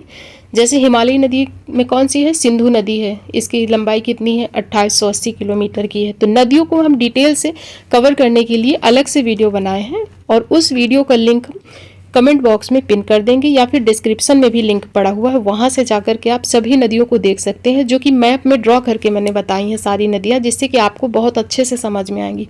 क्योंकि यहाँ पर मैं अगर ऐड करती तो वीडियो बहुत लंबा हो जाता और फिर नदियाँ अगर आप अलग से उसे पढ़ेंगे लिंक पे जाके तो नदियाँ आपको बहुत अच्छे से समझ में आ जाएंगी। कौन सी नदी कहाँ से निकल रही है, कहाँ पर अपना मुहाना बनाती है, कौन सी उसकी सहायक नदियाँ हैं, सभी को मैंने बहुत ही अच्छे से मैप में कवर किया। तो नदियों का लिंक आपको डिस्क्रिप्शन में और कमेंट बॉक्स दोनों में मिल जाएगा, वहाँ से जाकर के आप इनको देख सकते हैं। ठीक है। इसके बाद हम आगे का अगला टॉपिक अपना पढ़ते हैं जो जल संसाधन से रिलेटेड है। वो कौन सा है, तो जलप्रपात के बारे में देखते हैं, वाटरफॉल के बारे में। हालांकि वाटरफॉल का वीडियो भी बना है, प्रमुख झीलें इनका भी वीडियो मैंने बनाया है और ये सभी वीडियो मैंने ट्रिक से बनाए हैं। आपको सारे के सारे याद हो जाने हैं कि कौन सा जो जलप्रपात सबसे बड़ा है, सबसे ऊंचाई पर है, किस नदी पर है, किस राज्य में है, सारा कुछ मैंने ट्रिक से उसमें बता रखा है। क्योंकि ट्रिक से बताने पर वीडियो लंबा हो जाता है, इसलिए ये वीडियो मैंने अलग से सारे बना रखे हैं और इनके जो लिंक है आपको डिस्क्रिप्शन में मिल जाएंगे और कमेंट बॉक्स में भी मिल जाएंगे पिन किए हुए, ठीक है। तो वहाँ से जाकर के आप इन सब चीज़ों को कवर कर सकते हैं। यहाँ पर मैंने कुछ इंपॉर्टेंट जो जलप्रपात हैं उनको कवर किया है, लेकिन इनको मैंने यहाँ डिटेल में याद नहीं करवाया। डिटेल की जो वीडियो और ट्रिक से बनी है वो उसका लिंक आपको कमेंट में मिल जाएगा। अब भारत के कुछ इंपॉर्टेंट जलप्रपात हैं, वाटरफॉल हैं, जिनसे क्वेश्चन पूछे गए हैं और आगे भी पूछे जाएंगे, इनको हम देखते हैं। सबसे पहले है जोग या गरसोप्पा जलप्रपात, जो कि कहाँ है, शरावती नदी पर है और कर्नाटक में है। इसके बाद फिर दूसरा है शिव समुद्रम जलप्रपात, ये कावेरी नदी पर है और कर्नाटक में है। तीसरा है कुंचिकल जलप्रपात, जो वाराही नदी में है और ये कर्नाटक में है। कुंचिकल जलप्रपात से एक चीज़ याद रखें, कुंचिकल जलप्रपात भारत का सबसे ऊंचा जलप्रपात है और ये नदी कौन सी है, वाराही नदी, कर्नाटक राज्य में पड़ता है। इसके बाद फिर चौथा है होगेनक्कल जलप्रपात, जो कि ये भी कावेरी नदी पर है और तमिलनाडु राज्य में है। फिर है चित्रकूट जलप्रपात, इंद्रावती नदी पर है, छत्तीसगढ़ पर है। मोस्ट इंपॉर्टेंट है, इससे क्वेश्चन पूछा जाता है, जो वो क्या है कि भारत का नियाग्रा किसे कहते हैं, किस वाटरफॉल को भारत का नियाग्रा कहते हैं, तो वो है चित्रकूट जलप्रपात, जो है कहाँ पर, इंद्रावती नदी है और छत्तीसगढ़ राज्य में है। इसके बाद फिर धुआंधार जलप्रपात, ये नर्मदा नदी पर है, मध्य प्रदेश में। कपिल धारा जलप्रपात नर्मदा नदी में ये भी है और ये भी मध्य प्रदेश में है। हुंड्रू जलप्रपात की बात करें तो ये स्वर्णरेखा नदी पर है, जो कि झारखंड में है। दूध सागर जलप्रपात मांडवी नदी, गोवा में है। गोकक जलप्रपात घाटप्रभा नदी, कर्नाटक में है। चुलिया जलप्रपात चंबल नदी में है, राजस्थान में है। पायकारा जलप्रपात पायकारा नदी है और नीलगिरी की पहाड़ियों पर है। तो ये 12 इंपॉर्टेंट जलप्रपात हैं जो मैंने यहाँ पर ऐड कर दिए हैं, जिसमें नदी और राज्य दोनों कवर कर दिए हैं। इनको आपको ट्रिक से सारी चीज़ें याद करनी है डिटेल के साथ, तो आपको लिंक दे दिया जाएगा, वहाँ से वीडियो देख लेना आप। इसके बाद फिर बात करते हैं प्रमुख झीलों की। भारत की प्रमुख झीलें, ये भी मैंने वीडियो बनाया है, इसका भी मैंने लिंक दे दिया है। यहाँ पर कुछ इंपॉर्टेंट झीलें हैं, इनको देखते हैं। सबसे पहला पॉइंट तो ये याद रखना है आपको कि लेक ऑफ स्टडी किसे कहते हैं, लिम्नोलॉजी को लेक ऑफ स्टडी कहते हैं, यानी कि झीलों का अध्ययन करना किसे कहते हैं, तो वो उसे कहते हैं लिम्नोलॉजी। इसके बाद फिर झीलों के बारे में देखते हैं। पहली है चिल्का झील, जो कि उड़ीसा में है और भारत की सबसे बड़ी झील है। इसे मैंने ट्रिक से याद करवाया था कि चिल्का को क्या कर लेते हैं, छिलका कर लेते हैं। ऐसा लगता है ना जैसे छिलका, छिलका क्या करेगा, हवा में उड़ जाएगा, उड़ने से हो जाएगा उड़ीसा। और ये भारत की सबसे बड़ी खारे पानी की झील है। फिर है पुलिकट झील, यह आंध्र प्रदेश में है और ये भी एक लैगून झील है, यानी कि समुद्र के पानी से बनी है। और श्रीहरिकोटा द्वीप इसी में है, जिसमें सतीश धवन अनुसंधान केंद्र है, किसमें, पुलिकट झील में। फिर है सांभर झील, ये राजस्थान में है और ये सर्वाधिक लवणता वाली झील है, यानी कि सर्वाधिक नमक इस झील में बनाया जाता है। ये भी याद रखें कि नमक बनाया जाता है सर्वाधिक सांभर झील से, जो कहाँ है, राजस्थान में है, सर्वाधिक लवणता वाली झील है ये। फिर वुलर झील जम्मू कश्मीर में। भारत की सबसे बड़ी मीठे पानी की झील कौन सी है, क्वेश्चन पूछा जाता है, तो वुलर झील है, जम्मू कश्मीर में है। वुलर कपड़े, वूल कपड़े हम कहाँ पहनेंगे, जम्मू कश्मीर में ठंडी होती है तो वहाँ वूल कपड़े पहनेंगे, तो वूल से वुलर झील जम्मू कश्मीर में, और भारत की सबसे बड़ी मीठे पानी की झील है। डल झील कहाँ है, ये भी जम्मू कश्मीर में है। इसके बाद फिर है पैंगोंग झील, जो कि लद्दाख में है और ये भारत चीन में विवादित है, इसमें भारत और चीन के बीच में विवाद है पैंगोंग झील में। फिर है लोकटक झील, जो कि मणिपुर में है और पूर्वोत्तर भारत की मीठे पानी की सबसे बड़ी झील है। जब आपसे भारत की मीठे पानी की सबसे बड़ी झील पूछेगा वो हो जाएगी वुलर झील, लेकिन जब पूर्वोत्तर भारत की मीठे पानी की सबसे बड़ी झील पूछे ना, वो हो जाएगी लोकटक झील। और लोकटक झील में तैरता हुआ राष्ट्रीय उद्यान है केबुल लामजाओ, क्वेश्चन पूछा जाता है, तो ये भी याद रखें कि लोकटक झील में तैरता हुआ राष्ट्रीय उद्यान है केबुल लामजाओ। फिर है वेम्बनाड झील, जो कि केरल में है और ये भी एक लैगून झील है और यहीं पर नौका दौड़ प्रतियोगिता होती है हर वर्ष, और ये भारत की लॉन्गेस्ट लेक है। भारत की सबसे लंबी झील कौन सी है पूछा जाए तो वो हो जाएगी वेम्बनाड। फिर है अष्टमुडी झील, यह भी केरल में है। गोविंद वल्लभ पंत सागर झील, ये उत्तर प्रदेश में है और उत्तर प्रदेश का अगर आप पेपर दे रहे हैं तो आपसे जिला भी पूछा जाएगा तो सोनभद्र हो जाएगा। उत्तर प्रदेश के सोनभद्र जिले में है गोविंद वल्लभ पंत सागर झील, यह भारत की सबसे बड़ी कृत्रिम झील है। फिर है कोलेरू झील, जो कि आंध्र प्रदेश में है। उमियम झील मेघालय में है, उमियम झील मेघालय। फिर है दीपोरबिल, ये है असम में। लोनार झील, यह महाराष्ट्र में है और उल्का पिंड से यह निर्मित है, तो इससे क्वेश्चन पूछा जाता है लोनार झील से, कहाँ पर है, याद रखें महाराष्ट्र में। अब इसके बाद हम लोग देखते हैं भारत का भौतिक विभाजन। भारत को भौतिक रूप से 6 भागों में बांटा गया है। कौन कौन से हैं 6 भाग? वो 6 भाग हैं, उत्तर के पर्वत हो गए, फिर उत्तर के मैदान हैं, भारतीय मरुस्थल हो गए, प्रायद्वीपीय पठार, तटीय मैदान और द्वीप समूह। ये 6 भाग हैं जो भारत के भौतिक रूप से 6 भागों में बांटा गया है। सबसे पहले देखते हैं हम लोग उत्तर के पर्वत, प्रमुख पर्वत कौन कौन से हैं। तो इनमें सबसे पहले हो जाएगा ट्रांस हिमालय। जब सबसे उत्तर में हम जाएंगे तो सबसे पहला जो पर्वत श्रेणी है वो कौन सी है? ट्रांस हिमालय की है। ट्रांस हिमालय ये इसके अंतर्गत 4 श्रेणियाँ आती हैं, काराकोरम, लद्दाख, जास्कर और उसके अलावा कौन सी है? कैलाश श्रेणी। लेकिन एक चीज़ याद रखें, काराकोरम, लद्दाख और जास्कर श्रेणी ये भारत में पाई जाती है तीनों, लेकिन जो कैलाश श्रेणी है ये भारत में नहीं बल्कि ये तिब्बत चीन वाले भाग में है। ठीक है, तो काराकोरम, लद्दाख, जास्कर, ये सीक्वेंस भी आपको ऐसे ही याद रखना है। आप मैप में देख लें, ये 3 लाइन रेड कलर की दिख रही हैं आपको। इनमें जो सबसे ऊपर वाली है ये है काराकोरम श्रेणी, बीच वाली हो गई लद्दाख, तीसरी हो गई जास्कर और काराकोरम जो है सबसे ऊपर वाली, इसकी सबसे ऊंची चोटी है K2। भारत की सबसे ऊंची चोटी कौन सी है? K2 है। किस श्रेणी में है? काराकोरम में है। अगर वैसे पूछा जाए आपसे कि किस हिमालय का पार्ट है ये, तो ट्रांस हिमालय का भाग है। चोटी पूछेगा तो काराकोरम श्रेणी का ये पार्ट है। काराकोरम का पुराना नाम कृष्णागिरी है। कुछ भूगोलवेत्ता लद्दाख और जास्कर को भी वृहद हिमालय का भाग मानते, यानी इसे हिमालय का पार्ट मानते हैं कुछ भूगोलवेत्ता, और कश्मीर हिमालय में इसको सम्मिलित करते हैं। लेकिन ट्रांस हिमालय अलग है, हिमालय अलग है, चीज़ याद रखें। और सियाचिन विश्व का सबसे ऊंचा युद्ध स्थल, क्वेश्चन पूछा गया है विश्व का सबसे ऊंचा युद्ध स्थल कौन सा? वो है सियाचिन। और काराकोरम रेंज को एशिया की रीढ़ भी कहते हैं। एशिया की रीढ़ किसे कहते हैं? तो काराकोरम रेंज को कहते हैं। और इसी में कौन सी चोटी है? K2, जिसे गॉडविन ऑस्टिन के नाम से भी जानते हैं, और विश्व की यह 2nd हाईएस्ट पीक है। और इसमें जो कुछ ग्लेशियर हैं, सियाचिन, वियाफो, बाल्टोरा और हिस्पर ग्लेशियर इसी में पाए जाते हैं। 1984 में पाकिस्तान से ऑपरेशन मेघदूत के तहत इसको छीना गया था। भारत ने एक ऑपरेशन चलाया था, ऑपरेशन मेघदूत। कब चला था? 1984 में।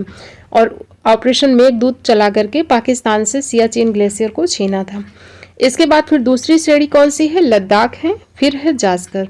इसके जो सीक्वेंस है याद रखना है। फिर इसी ट्रांस की एक श्रृंखला है कैलाश पर्वत श्रेणी, जो मैंने बताया ना कि ये तिब्बत के क्षेत्र में पड़ती है, भारत के क्षेत्र में नहीं आती है। ये मैप में भी आप देख सकते हैं कि कैलाश श्रेणी कहाँ पर है, ये तिब्बत वाले क्षेत्र पे है। इसके बाद फिर जो है हिमालय श्रृंखला है, हिमालय पर्वत श्रृंखला। हिमालय विश्व की सबसे ऊंची पर्वत श्रृंखला है और ये नवीन पर्वत श्रृंखला है। विस्तार इसका पश्चिम से पूर्व तक की अगर बात करें तो पश्चिम में है सिंधु नदी और पूर्व में है ब्रह्मपुत्र नदी। नदियों के आधार पर बात करें तो सिंधु नदी से लेकर के ब्रह्मपुत्र नदी तक हिमालय का विस्तार है। लंबाई कितनी है इसकी? 2400 किलोमीटर तक इसका फैलाव है। और चौड़ाई की बात करें अगर तो कश्मीर में इसकी चौड़ाई ज़्यादा है और उसके बाद फिर ये अरुणाचल प्रदेश के क्षेत्र तक आते आते इसकी चौड़ाई कम हो जाती है। चौड़ाई कश्मीर में कितनी है इसकी? चौड़ाई इसकी कश्मीर में है 400 किलोमीटर की और अरुणाचल प्रदेश तक आते आते इसकी जो चौड़ाई है कम हो जाती है, 150 किलोमीटर बचती है। इसका निर्माण टेथिस सागर से हुआ। यहाँ पहले क्या था? टेथिस सागर है। जहाँ पर आज हिमालय है ना, यहाँ पहले टेथिस सागर हुआ करता था। इसकी 3 श्रेणियाँ हैं, महान हिमालय, लघु या फिर निम्न हिमालय और तीसरा है शिवालिक श्रेणी। ये 3 श्रेणियाँ हैं हिमालय की। इनमें पहले भाग को देखते हैं। जो पहली श्रेणी है महान हिमालय, या इसे ही आंतरिक हिमालय कहते हैं और इसी को हिमाद्री भी कहते हैं। पश्चिम से पूर्व तक यह निरंतर है, यानी कटा छटा नहीं है, सतत है। और पश्चिम में नंगा पर्वत है। इसके ऊंचाई कितनी है जिसकी? 8126 मीटर की इसकी ऊंचाई है। पूर्व की बात करें तो पूर्व में नामचा बरवा पर्वत है जो 7756 मीटर ऊंचा है। गंगोत्री, यमुनोत्री, हिमानिया इसी में पड़ती हैं। किसमें? महान हिमालय में। गंगोत्री से आपको पता है गंगा नदी का उद्गम है, यमुनोत्री से यमुना। तो गंगोत्री, यमुनोत्री, हिमानिया किसमें है? महान हिमालय का पार्ट है। जोजिला, सिपकिला, नाथुला दर्रे भी इसी में है। मैंने बताया ना कि यह सतत श्रेणी है, आप मैप में भी देख सकते हैं, यह सतत श्रेणी है, कटी छटी नहीं है।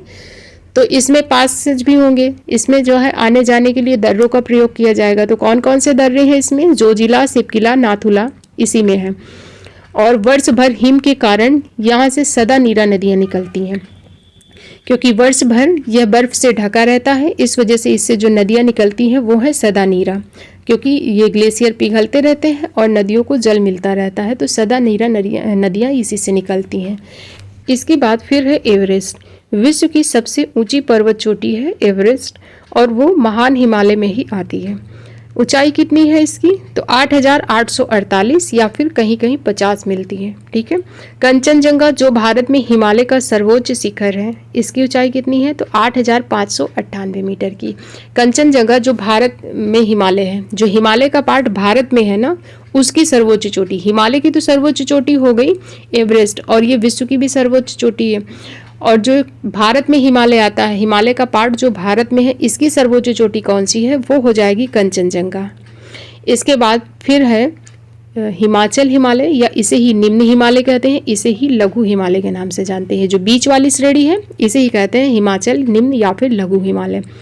ये चौड़ाई कितनी है इसकी? तो 60 से 80 किलोमीटर तक ये चौड़ा है। औसत चौड़ाई की बात करें तो 50 किलोमीटर की है। यह सतत नहीं है, जैसे हमने देखा महान हिमालय क्या है, सतत है, तो इसमें आने जाने के लिए दर्रों का प्रयोग किया जाएगा। लेकिन जो बीच वाला है ना, निम्न हिमालय, यह सतत नहीं है, कटा छटा है, और इसकी ऊंचाई है 3700 से 4500 मीटर तक की ऊंचाई है। पीर पंजाल धौलाधर महाभारत श्रृंखला इसी का पार्ट है।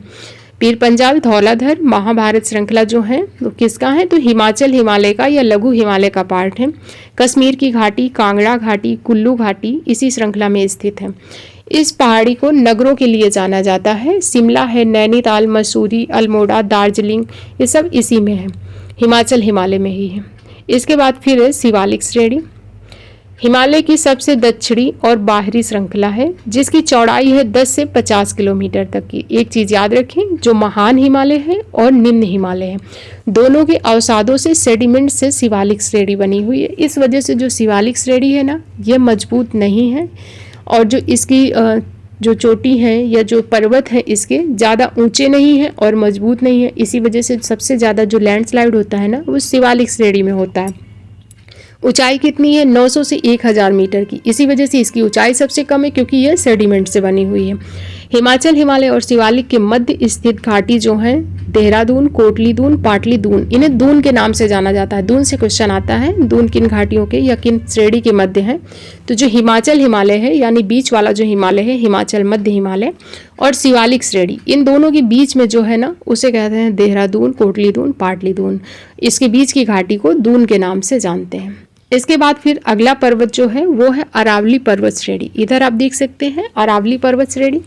ये गुजरात, राजस्थान, हरियाणा में फैली हुई विश्व की प्राचीनतम श्रृंखला में से एक है, और यह अवशिष्ट पर्वत है, यानी कि यह खत्म होने के कगार पर है, टूटा फूटा है हर जगह से। और अरावली की सबसे ऊंची चोटी कौन सी है? वो है गुरु शिखर। जब पर्वत होता है कहीं पर ज़्यादा ऊंचा होता है, यानी कहीं पर उसका जो है पीक पॉइंट आता है, तो जो इसका पीक पॉइंट है वो क्या है? तो अरावली की जो सबसे ऊंची चोटी है वो गुरु शिखर है, जो कि राजस्थान में पड़ती है। और इसके बाद फिर विंध्याचल पर्वत श्रृंखला। इसी के नीचे आप ये देख सकते हैं, ये है विंध्याचल पर्वत श्रृंखला।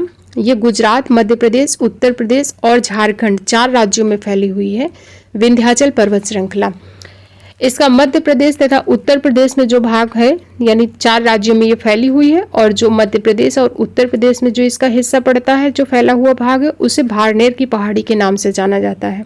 कैमूर श्रेणी, पारसनाथ श्रेणी इसी का पार्ट है। पारसनाथ की पहाड़ी पर जैन मंदिर है, आपने पढ़ा होगा। पारसनाथ की पहाड़ी पर जैन मंदिर है, जैन मंदिर के लिए पारसनाथ की पहाड़ी प्रसिद्ध है। उसके नीचे विंध्य पर्वत के नीचे है सतपुड़ा श्रेणी। सतपुड़ा पर्वत श्रृंखला ये 3 भागों में डिवाइड है, राजपीपला, महादेव और मैकाल। राजपीपला, महादेव, मैकाल 3 पर्वत श्रेणी है। जो राजपीपला है ये मध्य प्रदेश और गुजरात में पड़ती है। महादेव की बात करें तो यह सिर्फ मध्य प्रदेश में पड़ती है, महादेव श्रेणी सिर्फ मध्य प्रदेश में है। मैकाल श्रेणी मध्य प्रदेश और छत्तीसगढ़ 2 राज्यों में पड़ती है। सतपुड़ा की जो सबसे ऊंची चोटी है वो कौन सी है? धूपगढ़ है। महादेव पहाड़ी में पचमढ़ी पड़ता है। जो महादेव पहाड़ी है ये मध्य प्रदेश राज्य में सिर्फ पड़ती है, और पचमढ़ी इसी में पड़ता है, और क्वीन ऑफ सतपुड़ा के नाम से पचमढ़ी को जानते हैं। क्वेश्चन पूछा गया है, क्वीन ऑफ सतपुड़ा किसे कहते हैं? पचमढ़ी को कहते हैं। किस राज्य में है? मध्य प्रदेश में है। किस पहाड़ी में है? तो महादेव पहाड़ी पर है। मैकाल पहाड़ी जो है सतपुड़ा का ही भाग है और इसी में अमरकंटक है जहाँ से नर्मदा और सोन नदी का उद्गम है। आपने पढ़ा होगा नर्मदा और सोन नदी का उद्गम स्थल अमरकंटक से है मैकाल पहाड़ी में। तो ये हो गई विंध्य पर्वत और सतपुड़ा पर्वत। इसके बाद फिर इधर है पश्चिमी घाट। पश्चिमी घाट यह लगातार अनवरत है, उत्तर से दक्षिण की ओर ऊंचाई इसकी बढ़ती जाती है। यह भी क्वेश्चन पूछा गया है कि पश्चिमी घाट की उत्तर से दक्षिण की तरफ ऊंचाई बढ़ती जाती है या घटती जाती है। स्टेटमेंट में क्वेश्चन पूछा गया है। तो उत्तर से जब दक्षिण की तरफ जाएंगे तो इसकी ऊंचाई बढ़ती जाएगी। अगर औसत ऊंचाई की बात करें कि पश्चिमी घाट की औसत ऊंचाई कितनी है तो 1500 मीटर इसकी औसत ऊंचाई है। सबसे ऊंची चोटी कौन सी है? अनामलाई पहाड़ियों में अनाईमुड़ी सबसे ऊंची चोटी है। तो यह दक्षिण भारत की भी सबसे ऊंची चोटी है और पश्चिमी घाट की भी सबसे ऊंची चोटी है अनाईमुड़ी, जिसकी ऊंचाई कितनी है 2695 मीटर की। किस पहाड़ी पर है? अनामलाई पहाड़ी में स्थित है अनाईमुड़ी। जो पश्चिमी घाट है इसका जो उत्तरी पार्ट है इसे उत्तरी सह्याद्री के नाम से जानते हैं, मध्य भाग को मध्य सह्याद्री कहते हैं और जो दक्षिणी भाग है इसे दक्षिणी सह्याद्री या फिर दक्षिण की पहाड़ी के नाम से भी जानते हैं। पश्चिमी घाट को सह्याद्री भी कहते हैं, उत्तरी भाग को उत्तरी सह्याद्री, मध्य को मध्य सह्याद्री, दक्षिण को दक्षिणी सह्याद्री। नीलगिरी जो पहाड़ी है, पूर्वी घाट और पश्चिमी घाट ये दोनों जब नीचे आके मिलते हैं जहाँ पर, तो जो इनका मिलन स्थल है वो है नीलगिरी की पहाड़ी। नीलगिरी की सबसे ऊंची चोटी कौन सी है? डोडा बेटा है और यह दक्षिण भारत की दूसरी सर्वोच्च चोटी है। पहली कौन सी है? अनाईमुड़ी है। दूसरी सर्वोच्च चोटी दक्षिण भारत की पूछे तो डोडा बेटा है, क्योंकि अब पहली से क्वेश्चन कम पूछे जाते हैं, दूसरी से ज़्यादा पूछे जाते हैं। तो दूसरी याद रखें, आपसे पूछा जाएगा कि दक्षिण भारत की दूसरी सर्वोच्च चोटी कौन सी है, तो वो है डोडा बेटा। या फिर ये पूछा जाए कि नीलगिरी पहाड़ी की सबसे ऊंची चोटी कौन सी है, तो वो भी हो जाएगी डोडा बेटा। और इसके बाद फिर देखते हैं पूर्वी घाट।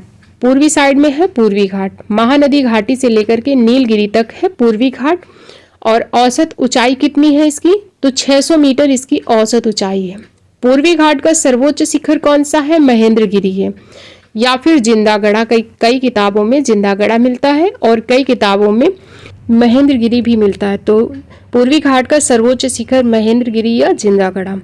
महानदी गोदावरी, कृष्णा, कावेरी नदियों ने इसे काट दिया है, यह सतत नहीं है। जैसे कि हमने देखा पश्चिमी घाट क्या है? सतत है, कटा छटा नहीं है, तो उसमें निकलने के लिए दर्रों का प्रयोग किया जाता है। लेकिन जो पूर्वी घाट है ना, ये कटा छटा है, क्योंकि यहाँ पर जो भी बड़ी नदियाँ हैं, महानदी, गोदावरी, कृष्णा, कावेरी, इन नदियों ने इसे काट दिया है, यह कटा छटा है।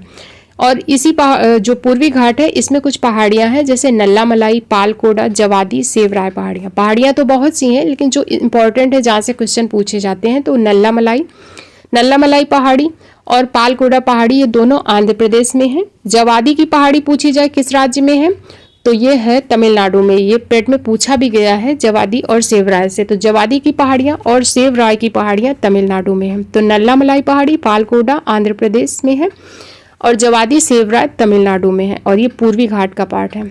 इसके बाद फिर अब हम लोग देखते हैं उत्तर के मैदान। उत्तर के पर्वत हमने पढ़ लिए, अब हम लोग देखते हैं उत्तर के मैदान के बारे में। उत्तर के मैदान का निर्माण कैसे हुआ है? तो नदियों द्वारा लाए गए अवसाद से, नदियों के द्वारा लाए गए अवसाद से उत्तर के मैदान का निर्माण हुआ है। कौन कौन सी प्रमुख नदियां हैं? सिंधु नदी, गंगा नदी और ब्रह्मपुत्र नदी। इनके द्वारा लाए गए जो अवसाद हैं उसी से उत्तर के मैदान का निर्माण हुआ है और इन्हें 4 पार्ट में डिवाइड करते हैं। पहला है भाबर, दूसरा है तराई, तीसरा है खादर और चौथा है बांगर। इनकी एक ट्रिक है याद करने की, भात खाबो। भा से हो जाएगा भाबर, ता से हो जाएगा तराई और खाबो में खा से होगा खादर और बा से हो जाएगा बांगर। तो भाबर, तराई, बांगर ये इनका सीक्वेंस भी है। तो पहले हम देखते हैं भाबर किसे कहते हैं। तो शिवालिक पर्वत से जब नदियां नीचे आती हैं तो यहाँ पर मोटे मोटे पत्थर इकट्ठा कर देती हैं, उसे भाबर कहते हैं। जब हमने पढ़ा था पर्वत के बारे में तो शिवालिक पर्वत का निर्माण हुआ है सेडिमेंट से, जिसकी वजह से जो इसकी पर्वत पहाड़ियाँ हैं ये कमज़ोर हैं, इतनी मजबूत नहीं है, तो जिसकी वजह से इसमें लैंडस्लाइड भी होते रहते हैं। तो जब नदियाँ इससे नीचे आती हैं तो अपने बहाव के साथ ये पत्थर भी ले आती हैं, बड़े बड़े मोटे मोटे पत्थर ले आती हैं और उनको शिवालिक से नीचे उतरते ही इकट्ठा कर देती हैं, क्योंकि नदियाँ उन बड़े बड़े पत्थर को आगे बहा कर नहीं ले जा सकती है, तो वहीं पर ये पत्थर इकट्ठा हो जाते हैं। तो वो जो पथरीला क्षेत्र है उसे क्या कहते हैं, भाबर कहते हैं। और ये शिवालिक के दक्षिण में पड़ता है। क्वेश्चन ये भी पूछा जाता है शिवालिक के दक्षिण में कौन सा क्षेत्र पड़ता है, तो भाबर पड़ता है। और यहाँ पर नदियाँ विलुप्त हो जाती हैं। जब बड़े बड़े पत्थर यहाँ पर इकट्ठा हो जाते हैं तो उन पत्थरों के नीचे जो नदियाँ हैं विलुप्त हो जाती हैं, नदियाँ दिखाई नहीं देती हैं, पर्वतों के नीचे प्रवाहित होने लगती हैं। और एक चीज़ याद रखें, इस क्षेत्र में कृषि नहीं की जा सकती। जब इतने बड़े बड़े पत्थर पड़े हैं तो क्या इस क्षेत्र में कृषि हो सकती है, तो इसमें कृषि नहीं हो सकती है। इसके बाद जो दूसरा क्षेत्र है फिर आएगा तराई का। जब नदियाँ फिर आगे बढ़ेंगी, जब उस पथरीले क्षेत्र से नदियाँ आगे बढ़ेंगी तो उस क्षेत्र को कहते हैं तराई क्षेत्र।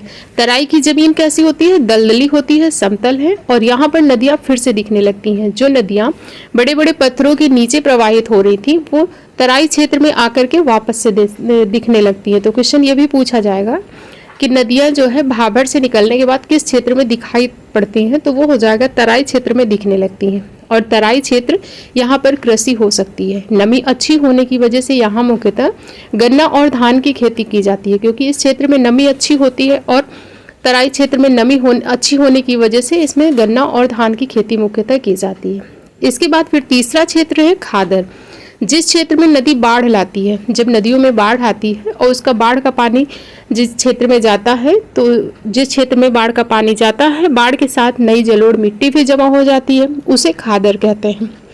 और चौथा है बांगर। जिस क्षेत्र में पहले कभी नदियाँ बाढ़ लाती थी लेकिन अब वहाँ पर पानी नहीं जाता है नदियों का, अर्थात जिस क्षेत्र में अब बाढ़ नहीं आती है और वहाँ की मिट्टी पुरानी हो चुकी है, कंकरीली हो चुकी है, उसे कहते हैं बांगर क्षेत्र।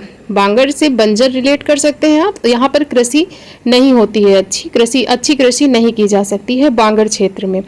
और जो खादर होता है उसे रिलेट कर सकते हैं खादर से। खाद रिलेट हो रहा है ना, तो खाद यानी कि जो नदियाँ जहाँ पर बाढ़ का पानी आता है, जलोढ़ मिट्टी जमा हो जाती है, उसे क्या कहते हैं, खादर कहते हैं। और यह कृषि के लिए बहुत अच्छी भूमि होती है खादर क्षेत्र की। इसके बाद फिर अब हम लोग देखते हैं प्रायद्वीपीय पठार के बारे में। प्रायद्वीपीय पठार, पहले तुम ये जाने पठार कहते किसे हैं, तो जमीन से ऊपर उठा भाग जो ऊपर से समतल हो उसे पठार कहा जाता है। पठार में हम पढ़ेंगे छोटा नागपुर का पठार, मेघालय का पठार, मालवा का पठार। छोटा नागपुर का पठार देखते हैं, इसका विस्तार कहाँ है, छत्तीसगढ़, झारखंड और पश्चिम बंगाल में छोटा नागपुर के पठार का विस्तार है। और दामोदर नदी यहीं से निकलती है। क्वेश्चन बहुत बार पूछा गया है दामोदर नदी का उद्गम, तो याद रखें छोटा नागपुर का पठार। और इसे भारत का रूर प्रदेश कहते हैं। छोटे नागपुर के पठार को भारत का रूर प्रदेश कहा जाता है। फिर नेक्स्ट है मेघालय का पठार, और ये राजमहल की पहाड़ी का भाग है। ये पर्वत जब मैंने पढ़ाया था तब भी बताया था कि जो मेघालय का पठार है, मेघालय में 3 पहाड़ियाँ भी हैं, गारो, खासी और जयंतिया। तो ये राजमहल पहाड़ी, जो ये मेघालय का पठार है, राजमहल पहाड़ी का भाग है। राजमहल की पहाड़ी कहाँ पड़ती है, छत्तीसगढ़ में पड़ती है। और मेघालय का पठार मेघालय राज्य में है। इसमें 3 पहाड़ियाँ हैं वहाँ की जनजातियों के नाम पर, गारो, खासी और जयंतिया। यहाँ पर जो 3 पहाड़ियाँ हैं यहाँ की जनजातियों के नाम पर ही है, इनके गारो, खासी और जयंतिया। मासिन राम विश्व की सर्वाधिक वर्षा वाला जो स्थान है वो कहाँ पर है, वो मेघालय में ही है। और किस पहाड़ी में है, तो खासी पहाड़ियों पर है।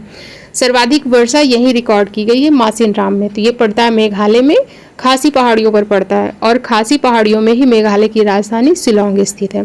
तो मेघालय के पठार से आप लोग इतने पॉइंट याद रखें। इसके बाद फिर है एक ब्लू माउंटेन है जो मिजोरम में है। बस आपको इतना याद रखना है कि ब्लू माउंटेन किस राज्य में है, इससे क्वेश्चन यही पूछा जाता है। और ब्लू माउंटेन को ही फांगपुई भी कहते हैं, ये मिजोरम राज्य में है। फिर है मालवा का पठार। इसका निर्माण बेसाल्ट चट्टान से हुआ है और इसमें काली मिट्टी पाई जाती है जो काटन के लिए उपयुक्त है। मालवा के पठार का निर्माण कैसे हुआ है, तो बेसाल्ट चट्टान से हुआ है मालवा के पठार का निर्माण। और यहाँ पर मिट्टी कैसी पाई जाती है, तो यहाँ पर काली मिट्टी पाई जाती है जो कॉटन प्रोटेक्शन के लिए उपयुक्त है। और इसी के साथ आज का वीडियो कंप्लीट होता है। नदियों को मैंने इसमें ऐड नहीं किया, पहले ही बता दिया था कि नदियों का वीडियो अलग से बना हुआ है, चाहे वो हिमालयी नदियाँ हों या प्रायद्वीपीय नदियाँ हों। बहुत ही अच्छे से मैंने मैप में सारी चीज़ों को उसमें समझाया है, तो वो वीडियो आप उसको अलग से देख सकते हैं। उसका लिंक मैंने कमेंट बॉक्स में भी पिन कर दिया है और डिस्क्रिप्शन में भी दे दिया है, तो वहाँ से जाकर के आप नदियों का वीडियो देख सकते हैं। इसके अलावा जो जलप्रपात है प्रमुख और जलप्रपात झीलें, इनका भी मैंने ट्रिक से सब याद करवाया, उसका वीडियो भी आप देख सकते हैं। लिंक कमेंट बॉक्स में मैंने पिन कर दिया है। वीडियो आपको कैसा लगा कमेंट करके ज़रूर बताएं। वीडियो अगर पसंद आया है तो वीडियो को लाइक करें, चैनल को सब्सक्राइब कर लें। मिलते हैं नेक्स्ट वीडियो में। Thank you.